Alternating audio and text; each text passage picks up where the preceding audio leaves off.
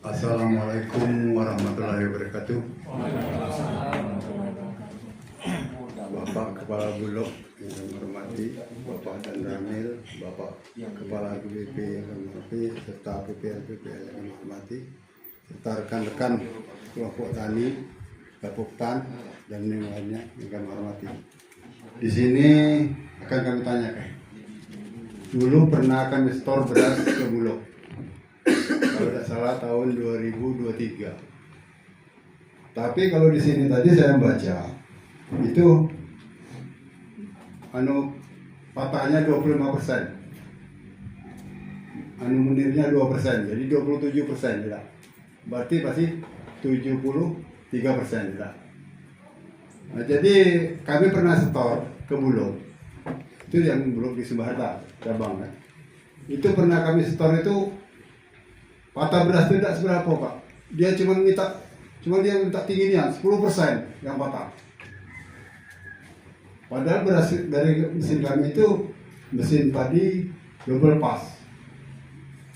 Menir tidak kecil lagi, patahnya itu paling sekitar 15%. Itu pernah kami setor sana. Kami juga ketua kelompok tani Pak ya.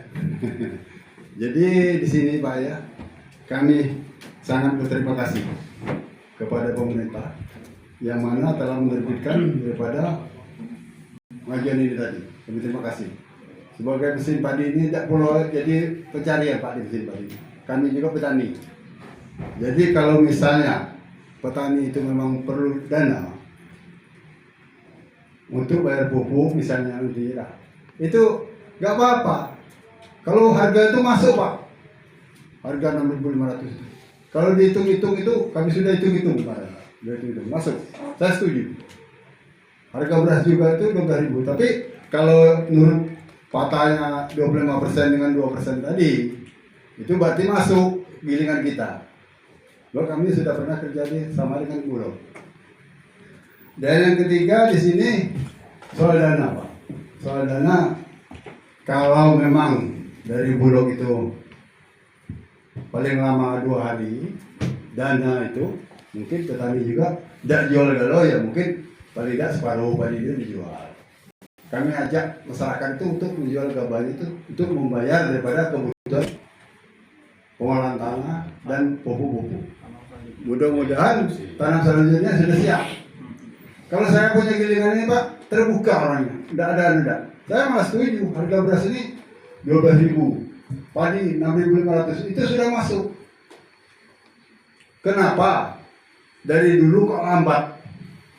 Ya, kenapa dari dulu? Karena ini presiden kita kan Pak Prabowo. Saya setuju. Saya setuju. Terima kasih. Jadi tergantung presiden ya. Jadi kita ini masuk pemerintah itu memang benar. Tidak perlu impor beras dari luar lagi. Kita beli beras luar itu belum tentu bagus mudinya. Jadi kalau beras kita dari ini Indonesia ini bagus sebenarnya. Ada yang tidak pakai racun lagi. Nah, jadi di sini Pak Bu ya, kami tanya dengan Pak Bulog juga. Nah soal penjemuran di penggilingan, bagaimana? Penjemuran di penggilingan, apa tanggung jawab ongkosnya dari mesin? Apa tanggung jawab Bulog? Kalau yang ongkos aku tadi itu berarti 200 rupiah per kilo ongkos angkut dari sawah kan. Ongkos angkut ini kan 6.500, 6.700 itu sampai di mesin. Nah, jadi kami mau tanya ongkos jemurnya. Ongkos jemurnya itu siapa yang bayar ongkos jemur? Rakyat yang jemur. Jadi kalau misalnya uang punya mesin suruh jemur berarti pakai ongkos ya. Tapi kalau suruh yang jual padi tadi berarti kurang dari 6.700 ini. Jadi kami mohon penjelasannya lebih bagus. Dan lagi di sini Pak, kami memang keuntungan dari 12.000 dari.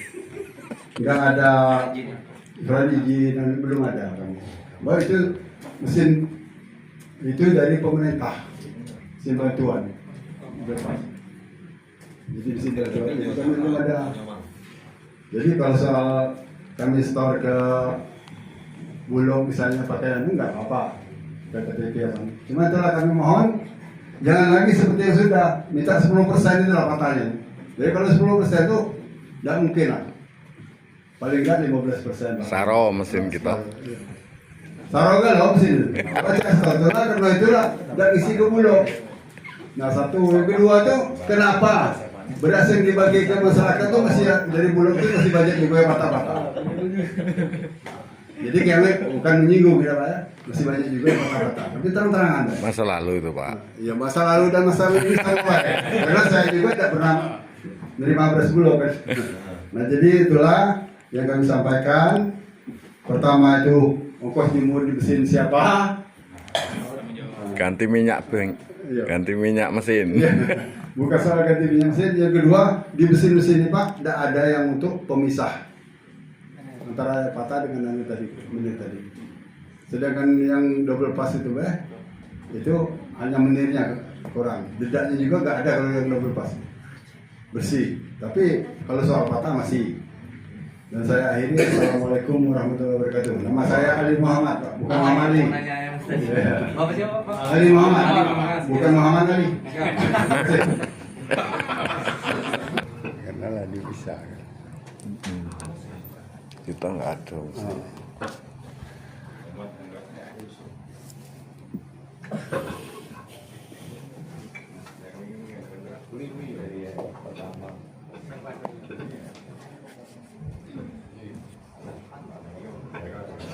Ya, terima kasih Pak Ali Muhammad pertanyaan dan antusiasmenya untuk mempertanyakan ke kami terkait beberapa poin yang tadi disampaikan.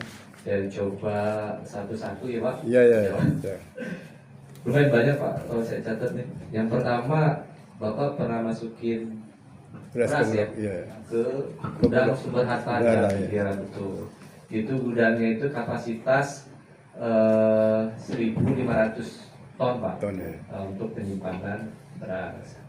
Nah, Bulog ini bukan hanya melakukan penyerapan beras medium yang untuk kegiatan public service obligation (PSO), tapi Bulog juga melakukan penyerapan untuk kegiatan bisnis komersial Pak. Nah, bedanya apa? Bedanya dari kualitas beras. Kalau PSO, penugasan pemerintah, berasnya adalah beras medium. Kalau tahun 2023, itu standar kualitasnya brokennya masih 20 Pak, maksimal. Nggak boleh lebih dari 20. Nah, sekarang dirubah kebijakan pemerintah, maksimal 25%. Jadi kalau misalnya 23, 24 itu masih bisa masuk. Kalau menjadi nggak berubah, masih 2% maksimal. DS nggak berubah, yang berubah hanya broker. Nah, terus tadi yang kedua adalah penyerapan beras untuk kegiatan komersil atau bisnis. Ini murni proses bisnis Pak, nggak terikat oleh ketentuan pemerintah. Patokan harga sekian, itu murni cari keuntungan. Nah, ini tuh yang dibeli adalah standar beras premium Pak. Jadi brokernya maksimal 15% ada, juga ada yang 10% Pak maksimal dari beras premium. Nah, jika nanti Bapak misalnya bekerja sama dengan Bulog, memasukkan beras ke gudang Bulog, itu berasnya pasti akan dianalisa dulu oleh petugas pemeriksa kualitas. Dia independen Pak, nggak ada intervensi dari saya atau teman-teman Bulog. Dia murni memotret hasil analisa berasnya seperti apa. Jikalau misalnya nanti berasnya itu di atas 25%, pasti ditolak Pak. Karena kepala gudang yang seberata nggak mau ngambil resiko. Yang patahnya. Yang patah. Karena seperti yang tadi disampaikan, berasnya pasti akan kembali ke masyarakat. Oke, kita ketahui bahwa beberapa puluh tahun ke belakang kita mengenal raskit. Ya Pak ya? Gimana beras raskit? Saya aja nggak mau makan. Terus terang. Bapak saya seorang dosen. Nah, dapat juga dulu raskit. Gak pernah itu berasnya dimakan sama keluarganya. Pasti diberikan ke yang sesuai. Nah, saya nggak mau menyebut apa karena terlalu kasar. Nah, seperti itu. Tapi Bulog yang sekarang beberapa tahun ke belakang berkomitmen untuk bisa menyalurkan beras yang berkualitas baik kepada masyarakat. Nah, sebagai buktinya tadi Bapak alhamdulillah sudah menyampaikan Iya. beras bantuan pangan. Berarti lah lain. Rumah gunung ya. Iya, Kita masih dari Bulog kan. belum ketemu kan Pak sebelumnya kan? Iya.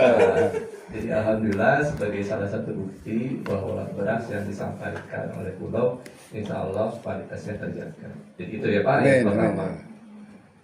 Kemudian dana, terkait dana 2 hari yang sudah nanti akan dibayarkan.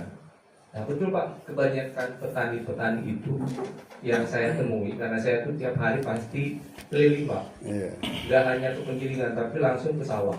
Nah kadang-kadang saya ngobrol sama para petani. Pak, kenapa nggak jual semua gabahnya? Kata saya, kan lumayan Pak uangnya 6.500, lebih besar, lebih banyak buat Pak. Iya. Jawabannya mereka adalah Pak untuk kebutuhan sehari-hari, sisanya. Iya. Nah lantas yang ini buat apa Pak dijual? Hmm. Buat operasi pembukaan Nyawa lagi, iya. sawah lagi dan sebagainya. Oh iya, karena mereka 1 tahun ini mereka ngolah 2 kali, Iya. iya kan? Nggak bisa 3 kali kan? Paling maksimal itu 2 kali. Nah saya manfaatkan uang yang cepat dibayarkan dulu untuk ngolah lagi sawahnya. Iya. Jadi memang hampir merata semua petani begitu Pak gayanya. Sama ya? Iya sama. Hmm. Hampir semua petani di daerah Musirawas itu murni dia tuh nanam sawah buat kebutuhan sehari, sisanya buat olah lagi. Iya. Nah, alhamdulillah tapi ekspresinya senang Pak, senyum. Iya. Semua petani yang saya temui itu senyum. Berterima kasih kepada Bulog, terima kasih kepada TNI, terutama kepada Bapak Presiden. Yang seperti Bapak sampaikan, masuk Pak. Berarti kan program dari pemerintah khususnya Pak Prabowo betul-betul menyentuh para petani. Itu petani. Terus mengenai ongkos angkut ya Pak ya, Iya. ongkos angkut dan jemur. Oke. Jadi seperti yang saya sampaikan sebelumnya, harga 6.500 adalah harga di pinggir jalan. Iya. Nah, yang 200 itu tanggung jawab Bulog nanti Pak. Apakah nanti Bulog mau nyari angkutan sendiri misalnya kan? Iya. Atau enggak minta bantuan si mitra penggilingan kalau ada mobil misalnya. Iya. Nah, gitu nanti dibayarkan. Nah, 200 itu bukan biaya fix Pak, Iya. tapi biaya maksimal. Kalau misalnya yang sudah-sudah, ini biayanya 150 Pak per kilo untuk ngangkut. Ada juga yang 200, tapi ngambil dari 5.000 ini saya Pak. Pak. Nah, secara jauh Sekarang. kan jauh ya, makanya biayanya 200. Nah, sementara untuk yang dekat ini, saya Takut.